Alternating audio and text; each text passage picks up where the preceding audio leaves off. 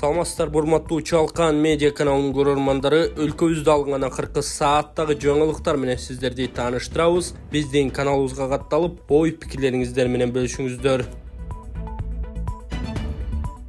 Садыр Жапаров Селчук байрактарды кабыл алып, даңк ордени менен сыйлады. Президент Садыр Жапаров байрактардын директорлор кеңешинин төрагасы Селчук байрактарды кабыл алды. Бул тууралуу мамлекет башчынын маалымат кызматынан кабарлашты. Жолугушууда аскердик техникалык кызматташтыкты тереңдетүү жана коргонуу жаатындагы биргелешкен долбоорлорду ишке ашыруу маселелери талкууланган. Баарлашуунун жүрүшүндө президент Садыр Жапаров Кыргыз Республикасынын коргонуу жөндөмдүүлүгүн жана аскердик потенциалын чыңдоого кошкон зор салым үчүн Селчук байрактарды даңк ордени менен сыйлады. Өз кезегинде Селчук байрактар мамлекет башчысына канаттарында Манас эпосундагы негизги учурлар чагылдырылган акынжы учкучсуз учуучу аппаратынын сувенир макетин тартуу кылды деп айтылат маалыматта. Сонун жаңылык, сиз билген жана ишенген Умбем клиникасы эми сизге дагы да болсо жакыныраак болду. Анткени бизде жаңы филиал ачылды. Андыктан келип, өзүңүздүн жана жакындарыңыздын ден соолугуна кам көрүшүңүздү сунуштайбыз. Биздин жогорку даражадагы дарыгерлер төмөндөгү адистиктер боюнча кабыл алат. Стоматология, гинекология, терапия, лор, хирургия, педиатрия, урология, УЗИ жана башка адистиктер. Лабораториялык анализдин 5000ден ашуун түрү алынат. Жогорку даражадагы стерилизациялоо. Биздин дарек ВДНХ метросу, Кондратюка көчөсү 2. Телефон номерибиз 8925 103 22 55. Кабыл алууга алдын ала жазылып келүүңүздөрдү суранабыз. Умбем клиникасы. Сиздин ден соолугуңуз, биздин камкордук. Мамлекеттик Осман Airlines авиакомпаниясынын кеңсеси ачылды. Осман Airlines мамлекеттик авиакомпаниясынын кеңсеси ачылганын Манас эл аралык аэропорту ачык акционердик коомунун басма сөз кызматы билдирди. Мекемеден авиакомпания өлкө ичинде да, чет өлкөдө да жеткиликтүү жана коопсуз аба каттамдарын камсыз кылуу максатында түзүлгөнү эске салды. Осман Airlines авиакомпаниясы Кыргызстандын негизги шаарларына каттамдарды сунуштоо менен өзүнүн маршруттук тармагын активдүү өнүктүрүүдө. Авиакомпания жүргүнчүлөрдү тейлөөнүн сапатын жогорулатуу жана заманбап коопсуздук стандарттарын ишке ашырууга басым жасайт дешет аэропорттон. Иш-чарага өкмөттүн авиация тармагынын өкүлдөрү жана башка ардактуу коноктор катышып, бул окуя өлкөнүн авиация тармагын өнүктүрүү үчүн мааниси чоң экендигин белгилешти. Жогорку соттун төрагасы Замирбек Базарбеков кызматтан кетти. Бул тууралуу биздин агенттикке Өздүк Булактар кабарлашты. Маалымат кылайык, ал өз арызы менен кызматтан кетүүгө белсенген. Эми анын арызын соттор кеңеши карашы керек. Базарбеков 2022-жылдын февраль айында Нургул Бакирова кызматтан кеткенден кийин жогорку соттун төрагалыгына дайындалган. Улуттук электр тармактары ишканасынын директорунун орун басары камакка алынды. Кыргызстандын улуттук электр тармагы ишканасынын башкы директорунун орун басары кармалды. ИИМден билдиришкендей, ал коррупциялык иштерге аралашканга шектелүүдө. Министрликтин кылмыш иликтөө башкы башкармалыгы тарабынан калкка электр энергиясын керектөө системалар үчүн тетиктерди сатып алууда Кыргызстандын улуттук электр тармактары ААК жетекчилигинин коррупциялык схемалары аныкталган. Бул факт боюнча кылмыш жаза кодексинин 245-беренеси менен кылмыш ачылган. Бир тендерге аудит жүргүзүлүп, анын жүрүшүндө Кыргызстандын улуттук электр тармагы ишканасынын кызмат адамдары мамлекеттик сатып алуулар жөнүндө мыйзамын одоно бузуп, сатып алуучу товардын баасына алдын ала мониторинг жүргүзбөстөн тендер өткөрүшкөн. Ошентип бир гана тендер боюнча 25 миллион сомдон ашык зыян келтирилгени аныкталды деп айтылат маалыматта.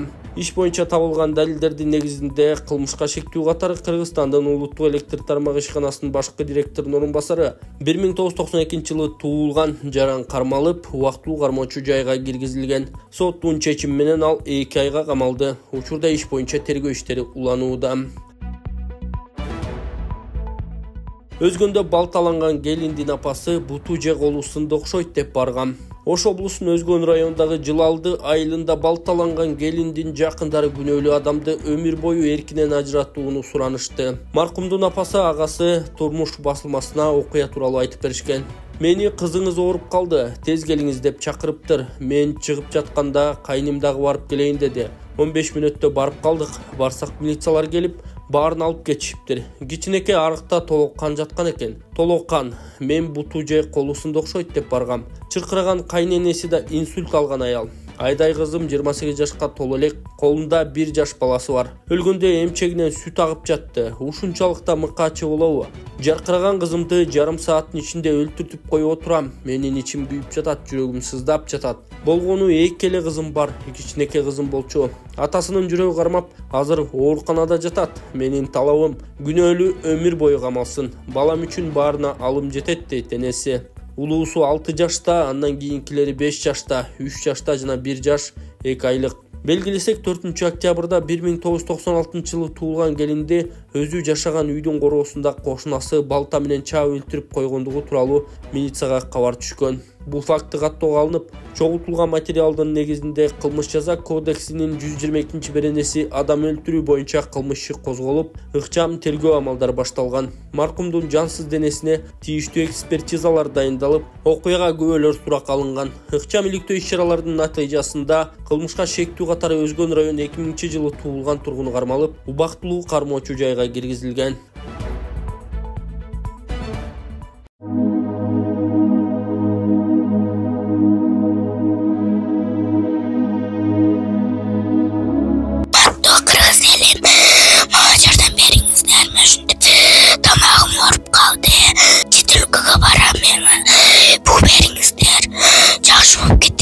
Эгер колуңуздардан келсе дагы жардам берип коюңуздар.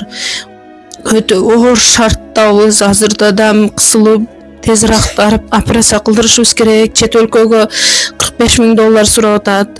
Чет өлкөгө апарыш үчүн ол каражат бизде жок. Эгер колуңуздардан келсе жардам берип коюңуздар. Сиздерден сураныч. Диагнозу голосовой гортани деп чыккан. Тамагыда бул сүйлөй турган голосойдо. Ушул өскөндө сүйлөй албай калат. 1 метр жерге да ушу угулбай калат. Бир ан жерде калып кетеби деп коркомун. Үнү да чыкпайт. Мектепке барса балдар камситация, сакоосу жакшы сүйлөй албайсың деп. Ошо кызым элдин арасына кошулуп кыз болуп кетиш үчүн жардам берип коюңуздар. Өтө суранам сиздерден. $45,000 керек чет өлкөгө апарганы. Үй жайларыбызга эч нерсебиз калбады. Сиздерден сураныш, жардам берип коюңуздар. М-банк Анаркан деп чыгат, Сбербанк Гүнназик деп чыгат. М-банктагы номерге чалсаңыздар тактап мен өзүмдө болот. Сураныш сиздерден жардам берип коюңуздар. Жакшы болуп кетсин деп Кудайдан түнү күнү Кудайдан тилеймин. Битте кызым бар. Ошо кызым үчүн жардам берип коюңуздар. Кыргызстандык тайбоксчулар Азия чемпионатында 11 алтын утту. Кыргызстандын тайбокс боюнча улуттук курама командасы Ереван шаарында Арменияда өткөн Азия чемпионатында 13 медаль жеңди. Дене тарбия жана спорт департаментинен билдиришкендей, спортчулар 11 алтын, 2 күмүш утушту. Эскерте кетсек, мелдеш 3-6 октябрь күндөрү өтүп, курама команда машыктыруучулары Сыргак Айталиев, Дилшат Давутов, Александр Каноненко жана спорттун олимпиадалык эмес түрлөрү боюнча дирекциясынын усулчусу Адлет Табылдиевдин жетекчилиги алдында катышты. Спикер Шакиев сессияда Нурдан Орунтаевди сынга алды. Жогорку Кеңештин төрагасы Нурланбек Шакиев архитектура, курулуш жана турак-жай коммуналдык чарба мамлекеттик агенттигинин директору Нурдан Орунтаевди ишине жоопкерчиликтүү мамиле кылууга чакырды. Бул тууралуу 9 октябрда парламенттин жыйынында айрым депутаттардын Орунтаевдин дарегине айтылган сынынан кийин айтты. Мунун алдында эл өкүлү Марат Мураталиев Таласта курулуп жаткан ооруканага кирген учурда Орунтаевдин орун басары чалып, жетекчилик киргизбегиле деп айтканын билдирген. Депутат Дастан Жумабеков чиновник муну менен мыйзамды бузуп жатканын айткан. Буга жооп берген Орунтаев депутаттар барган жерге программа менен барышы керек экенин жана аларга жетекчилерди кошуп берүүгө даяр экенин, курулуш болуп жаткан жер кооптуу экенин белгилеген. Талас боюнча түшүнбөстүк болуп кетти. Интернеттен көргөн учурда орун басарыма чалып, эмнеге биздин кызматкерлер жок, депутаттар ал жерде жүрөт, биз карап түшүндүрүп беришибиз керек деген эле сөз болгон. Өзүмдүн жана мекеменин жетекчилигинин атынан кечирим сурайм деген Орунтаев. Төрага Нурлан Шакиев Нурдан Орунтаевди эрке бала деп сынга алды. Бүгүн да чакырылган жыйынга келбей орун басарыңызды жөнөттүңүз, кийин атайын чакыруу менен өзгөчөлөнүп келдиңиз. Сиз көп эркелебеңиз. Ар бир бийликтин тушунда сизге окшогон эрке балдар болгон, бирок алардын тагдыры эмне менен бүткөнүн көргөнбүз. Биринчи ошол эрке балдар жазаланат. Алар сыяктуу сиз мынтип бийликтин ишине көлөкө түшүрбөңүз, деди Шакиев. 36 жаштагы Орунтаев юриспруденция, соттук криминалистика адистиги боюнча жогорку билим алган. 2006-2021 жылдары милиция тармагында эмгектенген.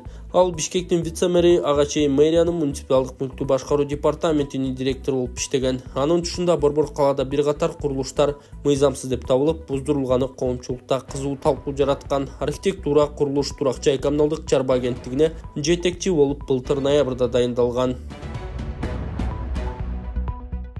Бишкекте метро курулушу мүмкүн. Инвесторлор Бишкекте метро курууну сунуштап жатат. Бул тууралуу 9 октябрда Жогорку кеңештин жыйынында мэр Айбек Жунушалиев билдирди. Жыйында депутат Элдар Абакиров Борбор калаада элдин саны өсүп 2 миллионго жетип калганын, эми метро куруу маселесин кароо керектигин сөз кылган.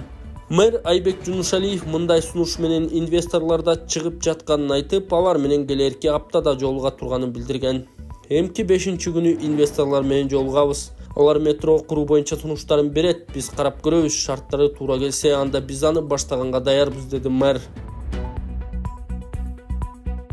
Чынарбек Изабеков дүйнө чемпионатынын жарым финалына чыкты. Кыргызстандык балбан кыз Мээрим Жуманазарованын жеке машыктыруучусу Чынарбек Изабеков эркин күрөш боюнча ардагерлер балбандар арасындагы дүйнө чемпионатынын жарым финалына чыкты. Изабеков 51-56 жаштагы балбандар арасында 100 кг салмакта күч сынашууда. Ал таймашты 1-8 финалдан баштап, биринчи беттешинде монголиялык спортчуну 4-0 эсебинде жеңди. Андан кийин чейрек финалында израилдик балбанды 11-0 эсебинде утуп, жарым финалга өткөн. Эми финалга чыгуу үчүн ал латвиялык Игор Самушонок менен күч сынашат. Белгилей кетсек, Изабеков 2015 жылдан бери дүйнө чемпионатына катышып келет. Андан бери ал бир да ирет дүйнө биринчилигинен байгесиз кайткан эмес. Буга чейин ал ардагерлер арасындагы дүйнө биринчилигин 4 жолу жеңип, дүйнөнүн 4 жолку чемпиону болгон. Андан тышкары дүйнө чемпионатында 2 жолу күмүш, 2 рет коло байге уткан.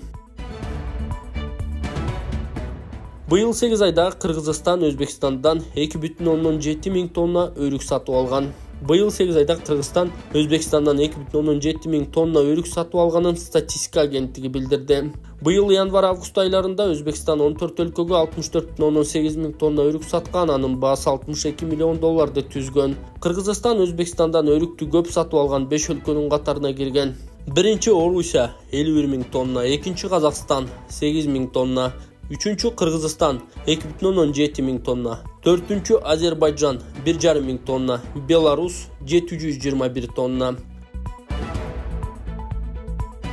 Акчаңарды көбөйтүп берем. Таласта шылуун 2 адамды 3,8 миллион сомго сызга отургузуп кеткен. Таласта алдамчылыкка шектелген аял кармалды. Бул тууралуу облустук милициядан билдиришти. Милициянын маалыматы боюнча, аларга 2 жаран арыз менен кайрылып, БА аттуу аял акчаларын көбөйтүп берем деп алып, алдап кеткенин билдирген. Биринчи арыз 2020 жылы март айында, экинчиси 2022 жылы декабрда түшкөн. Алардын бири 1,7 миллион сом, экинчиси 2 миллион 155 миң сом акчасын берип алданып калган. Аталган факт боюнча алдамчылык беренеси менен кылмыш иши козголгон. Иликтөө иштеринин натыйжасында шектүү катар 57 жаштагы аял кармалып, убактылуу кармоочу жайга камакка алынды. 9 октябрда Талаш шаардык сотунда анын бөгөт чарасы каралды. Милициядан белгилешкенде, аталган аялдын үстүнөн дагы 8 адам арыз жазган. Учурда алардын арызы боюнча териштирүү иштери жүрүүдө. Мындан улам шектүүгө алданган жарандар болсо Талаш шаардык милицияга кайрылса болот.